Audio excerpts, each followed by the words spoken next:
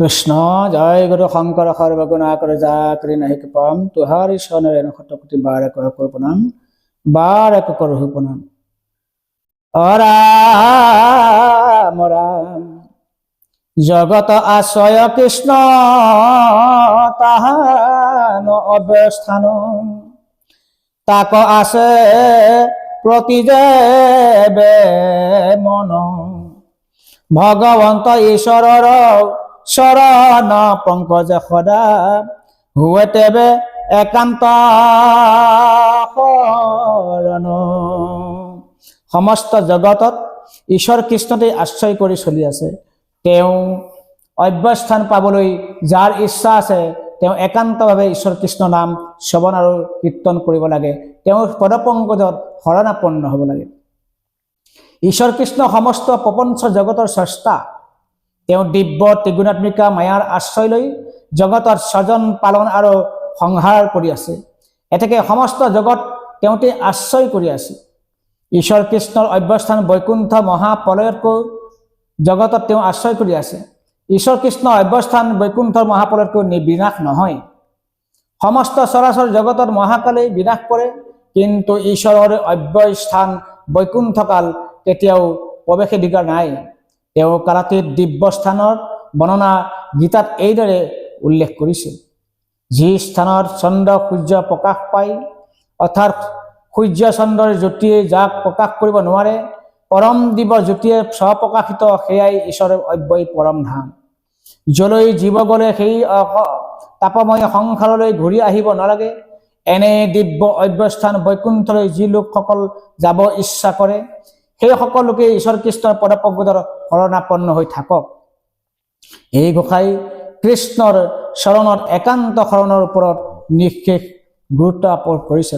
একান্ত শৰণৰ চমু তাৎপৰ্য এইহে, সেহি এক শৰণ ভজন অনুপ্ৰাম অনশুনয় আন একো দেৱতাৰ নাম। বেদৰ কৰ্মকাণ্ডত বিহিত কৰা বৈদিক প্ৰথা অনুসৰি যাগ যজ্ঞ হোম আদিত উল্লেখ কৰা দেৱতাসমূহৰ নাম শ্ৰদ্ধাপূৰ্বক নুশুনা, কোনো বেদবিহিত কৰ্ম অনুশীলন নকৰি একমাত্ৰ হৰিয়েই সৰ্বদেৱময়ী সৰ্ববেদময়ী পুৰুষ বুলি একান্ত বিশ্বাসে তেওঁ শৰণকে আশ্ৰয় কৰি থাকে আৰু শৰণ গ্ৰহণ কৰে। এই গোসাঁই এক শৰণ ভক্তিমাৰ্গৰ চূড়ান্ত সিদ্ধান্ত ঘোষণা কৰিছে। একমাত্ৰ হৰিকেই ইহ পৰকালৰ ত্ৰাণকৰ্তা বুলি আশ্ৰয় কৰা লোককেই একশৰণীয়া বুলি ইয়াত প্ৰকাশ কৰা হয়। এওঁলোকৰ বাবে বেদবিহিত কোনো কৰ্মানুষ্ঠানৰ প্ৰয়োজন নাই। অৰাম পৰম নিৰ্মল কৰ্ম হৰি নাম কীৰ্তনত সমস্ত প্ৰাণীৰ অধিকাৰ অয়তে দেখে হৰি নাম সমস্ত ধৰ্মৰ ৰাজা এহি সাৰ শাস্ত্ৰৰ বিচাৰ। এই ঘোষাত সমস্ত শাস্ত্ৰৰ বিচাৰ কৰি হৰিনামৰ সাৰতত্ব ইয়াত প্ৰকাশ কৰিছে। হৰিনাম কীৰ্তনেই সমস্ত ধৰ্মৰ ৰাজা। যাগ যজ্ঞ হোম দান তীৰ্থ ব্ৰত যোগ সন্ন্যাস আদি সকলো ধৰ্মই হৰিনামতেই শৰণ গ্ৰহণ কৰিছে। ৰাম এৰিলা পৃথিৱী কৃষ্ণে ধৰ্ম জ্ঞান লৈ গৈলা বৈকুণ্ঠ কৈত গুণ নাম থৈ যেন গতি পাৱে পূৰ্বে কৃষ্ণ দৰ্শনে পাৱে আবে ততোধিক কলিত কীৰ্তনে। এইবুলি ভাগৱত শাস্ত্ৰত উল্লেখ কৰিছে। শ্ৰী ধৰ্ম সত্য ধৃতি যত সবে গৈলা কৃষ্ণৰ লগত, এইবুলি কীৰ্তনত পুনৰ উল্লেখ কৰিছে। অৰাম কলিৰ ভয়ত তাস হোৱা ধৰ্ম যত এক স্থান হোৱা ৰৈলা হৰিৰ নামত জানি এক চিত্তে ফুৰাও হৰি নাম গাই সকল ধৰ্ম কলাগ পাইবায়ে ঠাই। পুনৰ ভাগৱতত এনেদৰে বৰ্ণনা কৰিছে। এই নাম ধৰ্ম অনুশীলন কৰা বা গ্ৰহণ কৰিবলৈ সকলো লোকৰে অধিকাৰ সাব্যস্ত আছে। পূৰ্ব যুগত বেদবিহিত ধৰ্মসমূহ ব্ৰাহ্মণ ক্ষত্ৰিয় আদি লোকসকলৰ দ্বাৰাহে অনুশীলন কৰা অধিকাৰ আছিল। কিন্তু ঘোৰ কলিযুগৰ পৰম মংগলময় হৰিনাম কীৰ্তনৰ ধৰ্ম প্ৰকাশ হোৱাৰ পাছত সকলো লোকেই এই ধৰ্ম অনুশীলন কৰা অধিকাৰ পালে। আনকি স্ত্ৰী চণ্ডাল শূদ্ৰ পৰ্যন্ত সকলো পৰম কৃতাৰ্থ হল। হৰি সেৱা হৰিনাম শ্ৰৱণ কীৰ্তনৰ অধিকাৰ মনুষ্য ৰাক্ষস পশু পক্ষী তৃণ তৰু সকলোৰে আছে। ভগৱান কৃষ্ণ আৰু মহাপুৰুষ শ্ৰীৰামচন্দ্ৰ অৱতাৰত বান্দৰ ভালুক ৰাক্ষস পশু মৃগ যক্ষ ৰক্ষ সকলোৱে ভক্তি কৰি গতি পাইছিল। ভালুক বানৰ ৰাক্ষস তৰিল ৰামক কৰিয়া সেৱ, এই বুলি ঘোষাতেই উল্লেখ কৰিছে। যক্ষ ৰাক্ষস স্ত্ৰী শুদ্ধ জতাবাজী প্ৰখি মৃগে বিষ্ণু ভৈলা কৃষ্ণ পাখি, এই বুলি মহাভাগৱতত উল্লেখ কৰিছে। গুৰুজনাৰ এই পদৰ তাৎপৰ্য এই যে সমস্ত দেৱতা সকলৰ দেৱৰাজা ঈশ্বৰ কৃষ্ণ আৰু সমস্ত ধৰ্মৰাজা মাধৱৰ নাম, এই হল বেদৰ সাৰতত্ত্ব। এতেকে সৰ্বশাস্ত্ৰৰ সাৰ হৰিনামেই। এই হৰিনাম কীৰ্তন কৰি পৰম গতি লাভ কৰিব পৰা অধিকাৰ প্ৰাণী মাত্ৰেই আছে বুলি এই ঘোষাৰ মহাপুৰুষজনাই উল্লেখ কৰিছে। বৰ্ণাশ্ৰম ধৰ্ম যত যাৰ যেন বিধি আছে, তাৰে কেৱল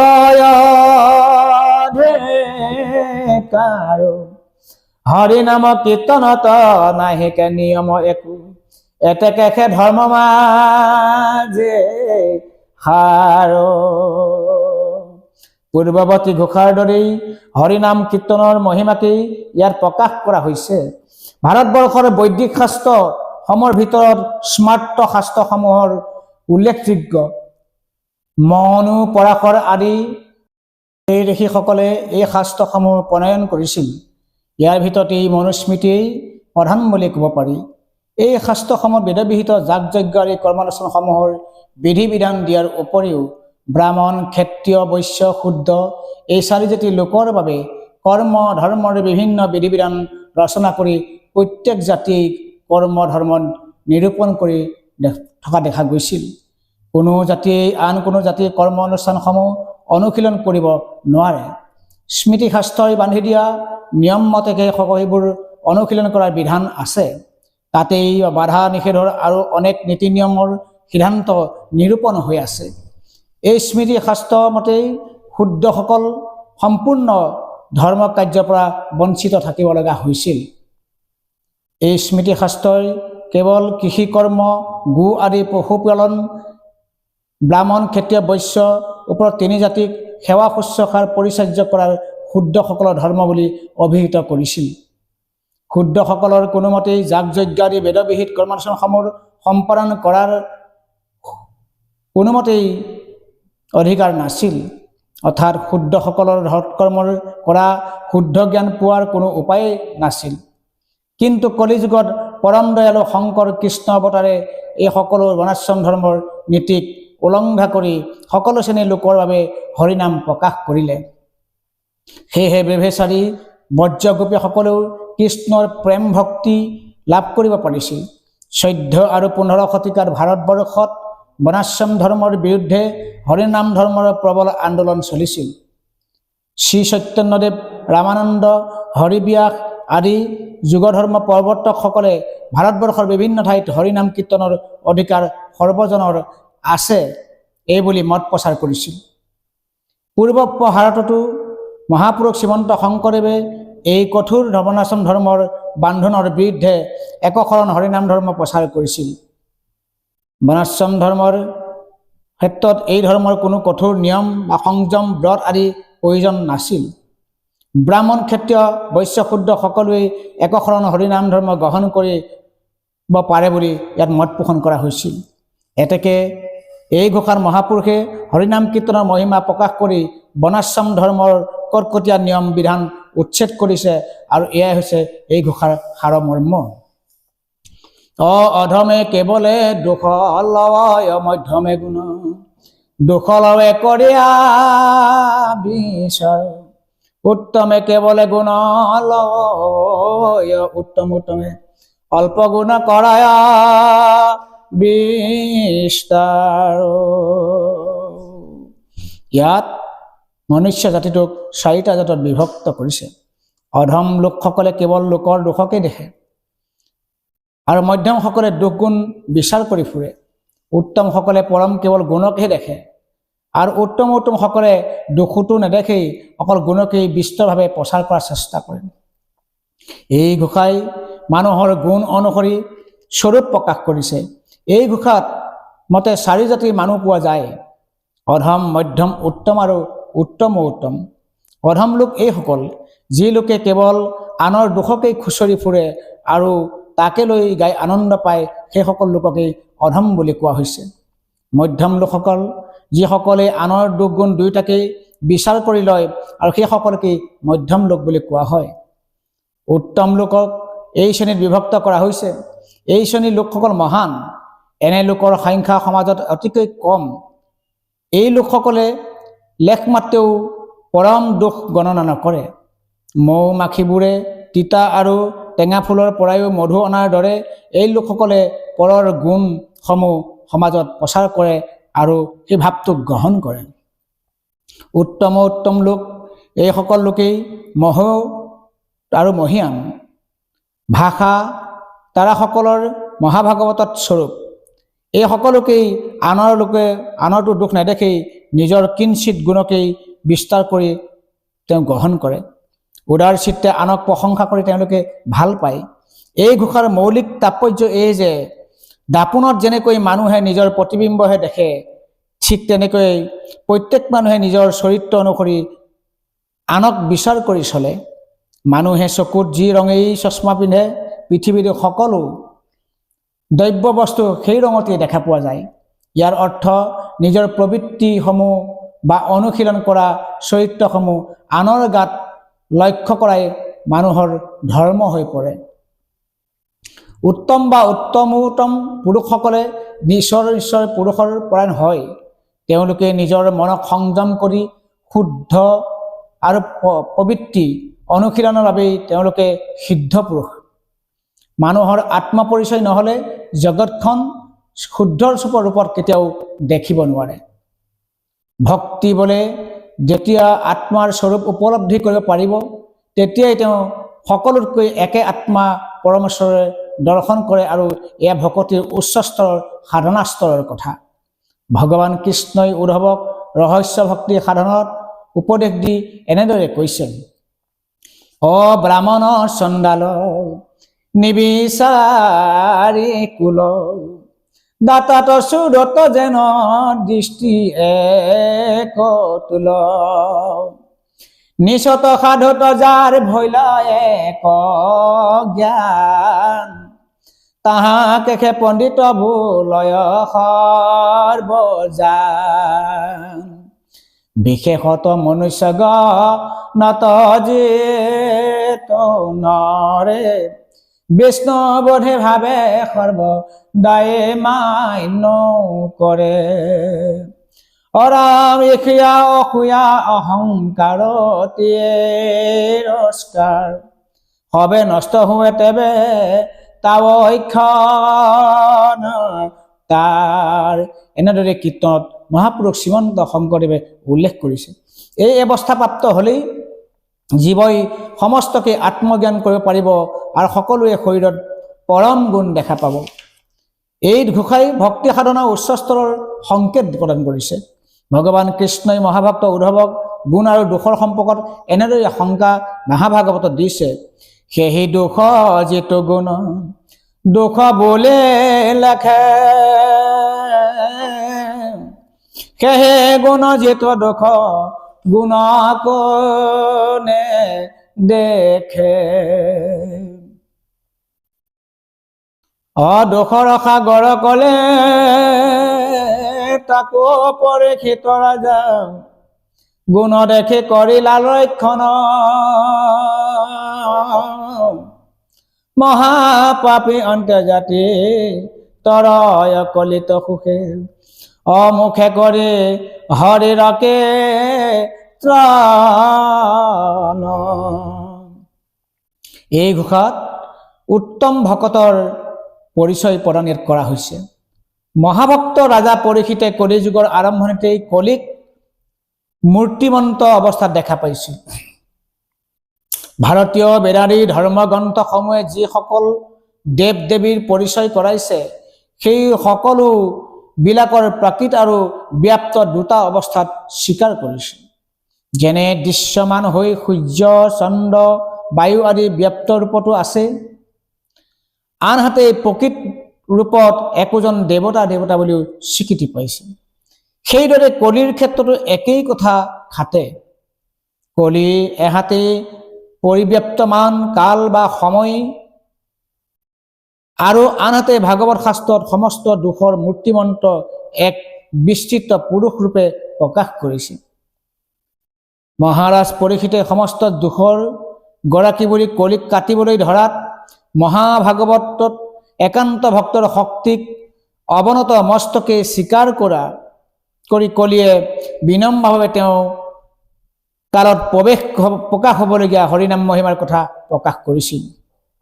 হে মহাৰাজ, মই সকলো দুখৰ নিধি অৰ্থাৎ মোৰ প্ৰভাৱিত যুগৰ সমস্ত বেয়া গুণ প্ৰকটভাৱে ক্ৰিয়াশীল হৈ উঠিব, কিন্তু এটা মাত্ৰ মোৰ মহাগুণ, সেয়া হ'ল তেওঁলোকৰ মোৰ সমস্ত বেয়া গুণৰ প্ৰভাৱৰ পৰা মুক্ত হৈ পৰম পুণ্যৱান হ'ব আৰু সকলো ধৰ্মৰ ফল একমাত্ৰ হৰি কীৰ্তনতেই লাভ কৰিব। এতেকে মহাৰাজ মোক নাকাটিব। মহাৰাজ পৰীক্ষিতে কলিৰ সমস্ত অসৎ গুণৰ মাজত এই মহাগুণ দেখি কলিক নাকাটি তেওঁ ৰাজ্যত স্থান দিছিল। মহা পাপীসকলক অন্তৰ্যসকলেও এই দুৰ্ঘোৰ কলিযুগত হৰি কীৰ্তন কৰিলেই মহাসুখে সংসাৰৰ সকলো দুৰ্গতি তৰি যাব। এই ঘোষাৰ সকলো দুখৰ গৰাকী কলিৰ গাত থকা মহাগুণৰ প্ৰশংসা ইয়াত কৰা হৈছে। অৰাম অবিদ্যা জনিত শোক সত্য লোক আদি কৰি আত্মনিৰপেক্ষ নিৰন্তৰ কেৱল চিদাংগ শুদ্ধে কৰ নেখে মাত্ৰ জানা পুৰুষাৰ্থ মুমুখ নৰ ব্ৰহ্মলোক পৰ্যন্ত মায়াজনিত সুখ আছে। 14 ভুৱনৰ ভিতৰত ব্ৰহ্ম আৰু সত্যলোকেই হ'ল শ্ৰেষ্ঠ। ইয়াকেই ব্ৰহ্মভুৱন বোলা হৈছে। ঈশ্বৰৰ 3 গুণময়ী মায়াই ব্ৰহ্মলোককো আৱৰি আছে। ব্ৰহ্মা আদি কৰে জীৱ যত ৰাম ৰাম ৰাম ৰাম ৰাম মায়া সজা মাজে আছয় ঘুমতি যায় তুমি সে চৈতন্য সনাতন ৰাম ৰাম ৰাম ৰাম ৰাম আমি অচেতন নিয়োগ নাথ জগাই। ব্ৰহ্ম ভুৱনলৈকে কালৰ অধিকাৰ আছে। মহাপুৰুষ শ্ৰীমন্ত শংকৰদেৱে ভাগৱত শাস্ত্ৰত লিখিছে, যদি পাৱে ব্ৰহ্মলোক মহাযত্ন কৰি ব্ৰহ্মাৰ ঘৰৰ পৰা কালে আনে ধৰি। ব্ৰহ্ম ভৱনতো নেৰাই মৰণৰ হাত।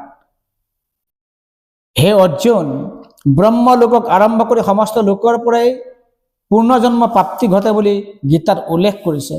ব্ৰহ্মলোকলৈকে সকলোৱে বিনাশী, মহাপ্ৰলয়ত বৈকুণ্ঠৰ ভাৰীয়া সকলোৱে বিনাশ ঘটিব। এতেকে মুক্তিকামী লোকসকলো সদায় মায়াজনিত সুখৰ নিৰপেক্ষ হৈ থাকে। এতেকে মুক্তিকামী লোকসকলো সদায় মায়াজনিত সুখত নিৰপেক্ষ হৈ থাকি মুমুক্ষসকলৰ মায়াজনিত সুখক আশা নকৰে। তেওঁলোকক চিদাংগ শুদ্ধি, কায় বাক্য মন শুদ্ধি কৰাৰ বাহিৰে কোনো পুৰুষাৰ্থ নাই। এই ঘোষাই ভূলোক, স্বৰ্গলোক, তপলোক, ব্ৰহ্মলোক আদি 14 ভুৱনতেই মায়া আৰু কালৰ অধিকাৰ সাব্যস্ত কৰিছে। অৰ্থাৎ মায়াজনিত সুখত ডুবি থকা জীৱসমূহ ব্ৰহ্মলোকৰ পৰাও পতন ঘটে বুলি ইয়াক প্ৰকাশ কৰিছে। আৰু মুমুক্ষ বা মুক্তিকামীসকলে এনে মায়াজনিত সুখত নিৰপেক্ষ হৈ কেৱল কায় বাক্য মন শুদ্ধিকৰণৰ বাহিৰে আন কামনা নকৰে বুলি ঘোষাটোত প্ৰকাশ্যে প্ৰকাশ কৰিছে। অৰাম বিদ্যায় বিদ্যাজন্য সুখে নিৰপেক্ষ হৈয়া কৰিলে আপোনাৰ মন স্থিৰ সকল জগত এইটো বাসুদেৱময় মাত্ৰ পুৰুষাৰ্থ জানিবা জ্ঞান মুমুক্ষ বা মুক্তিকামী সাধকসকলৰ কথা ইয়াত ব্যাখ্যা কৰা হৈছে। এই ঘোষাৰ জ্ঞানী ভক্তসকলৰ কথা ব্যাখ্যা কৰা হৈছে। জীৱই বিদ্যাজনিত আৰু অবিদ্যাজনিত দুয়োটা প্ৰকাৰৰে সুখ লাভ কৰে। বিদ্যা হ'ল যি জ্ঞান কৰ্ম অনুশীলন দ্বাৰা জীৱই আত্মাতত্ব আৰু পৰম তত্ত্ব উপলব্ধি কৰিব পাৰে, তাকে কোৱা হৈছে বিদ্যা। আৰু অবিদ্যা বুলিও কোৱা হয়, পৰাবিদ্যা বুলিও কোৱা হয়। অবিদ্যা ইয়াৰ আন এটা নাম হ'ল মায়া, যি জ্ঞান কৰ্ম অনুশীলনৰ দ্বাৰা অকল পাৰ্থিৱ জগতৰ সুখ ভোগ সম্ভোগতেই জগতৰ বাহ্যিক জ্ঞানৰ প্ৰকাশ নঘটে, তাকেই অবিদ্যা বোলে। ইয়াৰ অপৰাবিদ্যা বুলিও কোৱা হয়। অবিদ্যাই হৈছে বিদ্যাই কিন্তু মায়াজনিত বিদ্যা।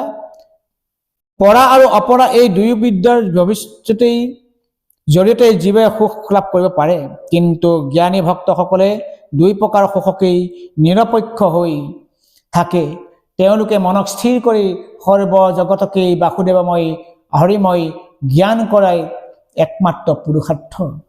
মহাজ্ঞানীসকলে ব্ৰহ্মজ্ঞানীসকলেও জগতকেই ব্ৰহ্মময় দেখে। পুৰাণ আৰু শাস্ত্ৰৰ মতে ব্ৰহ্মজ্ঞানী ভক্তসকলে সমস্ত জগতকেই বিষ্ণুময় জ্ঞান কৰে। শ্ৰীমদ ভাগৱত শাস্ত্ৰৰ মতে জ্ঞানীসকলে সমস্ত জগতক বাসুদেৱময় দেখে। ব্ৰহ্মণং জন্ম নামতে জ্ঞানবানং মা পপদত্তি বাসুদেৱ সৰ্বমেতি স মহাত্মা সুদুৰ্লভ।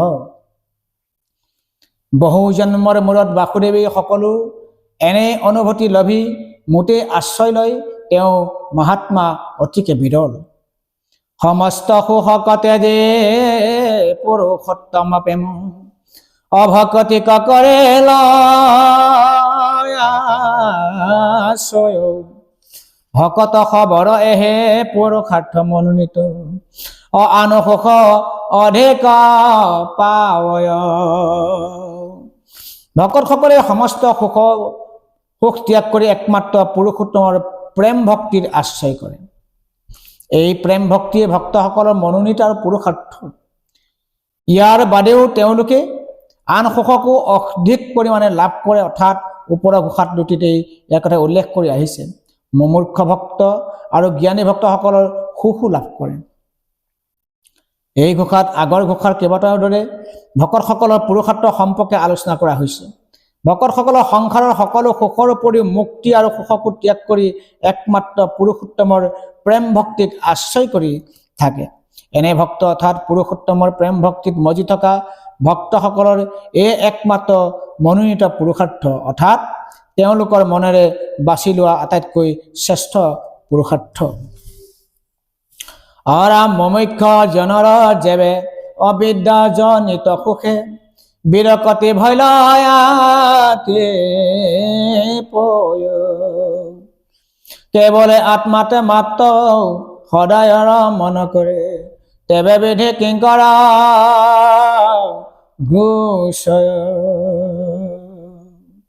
মুৰ্মুক্ষজন যেতিয়া অবিদ্যাজনিত সুখৰ প্ৰতি সম্পূৰ্ণ বিৰকতি লাভ কৰে, সদায় কেৱল আত্মাতেই ৰমণ কৰি থাকে, তেতিয়া তেওঁ বিধি কিংকৰ গুছে। অবিদ্যাজনিত সুখৰ নিৰপেক্ষ হৈ কায় মন বাক্য শুদ্ধিৰ কথা ইয়াত উল্লেখ কৰা হৈছে। এই ঘোষাত তেনে মুমূৰ্খ ভক্তসকলৰ বিধি কিংকৰ মুক্ত হোৱাৰ কথাও ইয়াত প্ৰকাশ কৰা হৈছে।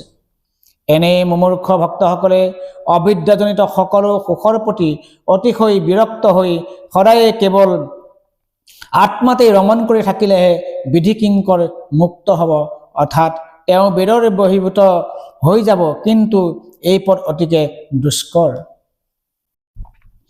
অৰাম ৰাম জানা নিষ্ঠজনে বিদ্যা অবিদ্যাজনিত দয় সুখে বিৰকতি ভৈল যেবে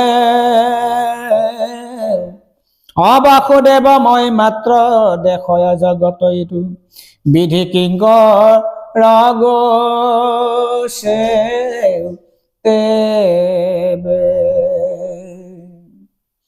জ্ঞাননিষ্ঠ ভক্তসকলে বিদ্যা অবিদ্যাজনিত দুই প্ৰকাৰৰ সুখতেই বিৰক্ত হৈ সমস্ত জগতেই মাত্ৰ বাসুদেৱময় দেখে। তেওঁলোকে তেতিয়া বিধি কিংকৰ গোচে। কিন্তু এই ঘোষাত যেনে জ্ঞানী লোকৰ কেনেকৈ বিধি কিংকৰ মুক্ত হ'ব তাক ব্যাখ্যা কৰা হৈছে। জ্ঞানৱত পুৰুষসকলে বিদ্যা অবিদ্যাজনিত দুয়ো প্ৰকাৰৰ সুখৰ প্ৰতি বিৰক্ত হ'ব লাগিব, অৰ্থাৎ সেই সুখসমূহৰ প্ৰতি সম্পূৰ্ণ আসক্তি শূন্য হৈ সমস্ত জগতৰ বাসুদেৱময় দেখিলেই বিধি কিংকৰ মুক্ত হ'ব। ওপৰৰ ঘোষাত বিদ্যা অবিদ্যাজনিত সুখৰ প্ৰতি মাত্ৰ নিৰপেক্ষ হোৱাৰ কথা ইয়াতে উল্লেখ কৰা হৈছিল। নিৰপেক্ষ শব্দৰ অৰ্থ সুখৰ পক্ষপাত নকৰা, অৰ্থাৎ সুখ পাবলৈ কামনা নকৰা, কিন্তু অবাঞ্ছিতভাৱে অহা সুখ উপভোগ কৰাটো বাধা নাই। এই ঘোষাত তাৎপৰ্য এই যে বিদ্যা অবিদ্যাজনিত দুয়ো প্ৰকাৰৰ সুখৰ প্ৰতি বিৰক্তি আহিব লাগিব, অৰ্থাৎ সম্পূৰ্ণ আসক্তিপূৰ্ণ হ'ব লাগিব। তেনে সুখৰ আসক্তিপূৰ্ণ জ্ঞানী ভক্তই সমস্ত জগতকে বাসুদেৱময় দেখি বিধি কিংকৰ পৰা মুক্ত হ'ব পাৰিব। অৰাম পুৰুষোত্তমৰ প্ৰেম ভকতি শোকক মাত্ৰ নিশ্চয় কৰিলে যে জনম শৰণ কালৰে পৰা বিধিৰ কিংকৰ গোচে কৰে সদা শ্ৰৱণ কীৰ্তন। যিজন লোকেই পুৰুষোত্তমৰ প্ৰেম ভক্তি সুখক মাত্ৰ আশা কৰি নিশ্চয়াত্মিকা বুদ্ধিৰে তেওঁতেই শৰণ গ্ৰহণ কৰে আৰু শৰণৰ কালৰ পৰাই বিধি কিংকৰ মুক্ত হয়, তেতিয়া সদায় ঈশ্বৰ গুণনাম কীৰ্তন প্ৰকাশ কৰে।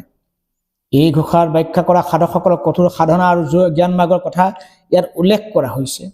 যিজন ভকতেই পুৰুষোত্তমৰ প্ৰেম ভক্তিৰ সুখ আশা কৰি মনত ভাবি একমাত্ৰ কৃষ্ণকে নিশ্চয় কৰি তেওঁতে শৰণ গ্ৰহণ কৰিলে তেওঁ শৰণৰ কালৰ পৰাই বিধি কিংকৰ মুক্ত হ'ব বুলি এই ঘোষাত উল্লেখ কৰিছে। শৰণম আশ্ৰয় অৰ্থাৎ মায়াই জীৱক যি হিংসা কৰি আছে তাৰ পৰা ৰক্ষা পাবৰ কাৰণেই একমাত্ৰ ভগৱানৰ শৰণত আশ্ৰয় লোৱাই শৰণ বেদৰ অতীত। সকলো আগম নিগম ধৰ্মতত্ত্ব বিচাৰি নোপোৱা এই শৰণ তত্ত্ব সকলো উপনিষদৰ সাৰ নিজ্ঞ গীতা ভাগৱতৰ শাস্ত্ৰত অষ্টাদশ অধ্যায়ত ইয়াত প্ৰকাশ কৰিছে অৰ্জুনৰ আগত। কৃষ্ণ শংকৰ গুৰু আও হৰি আও ৰাম।